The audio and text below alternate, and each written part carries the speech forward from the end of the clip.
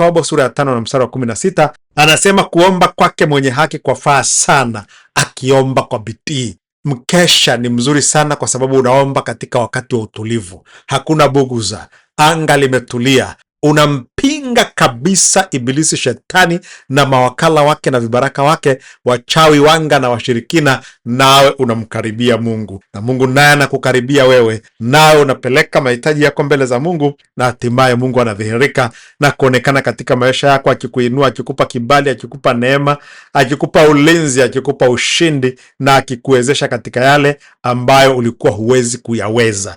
Zaidi sana katika mkesha huu nitatamani kila mmoja aweze kujua ni kwa jinsi gani anaweza kujazwa Roho Mtakatifu mahali popote alipo. Ni kanuni rahisi sana na nyepesi sana, kwa kuwa Biblia inasema katika Matendo ya Mitume 1:8, mtapokea nguvu akisha kuajilia juu yenu Roho Mtakatifu. Lengo uwe shahidi wa Yesu Kristo, uweze kuishuhudia Injili, uweze kuwashuhudia watu wengine wamjue Yesu, waweze kuokoka, waweze kuachana na kitu kinaitwa dhambi, na wamkaribie Mungu wakiwa na ujasiri na wakiwa safi. Kwa hiyo Mungu akupe neema hiyo. Ukumbuke namna kujiunga katika mkesha ni kufungua simu eneo la message, ukaandika neno na kesha, ukatuma kuja kwa namba hii ya 0755 700 820.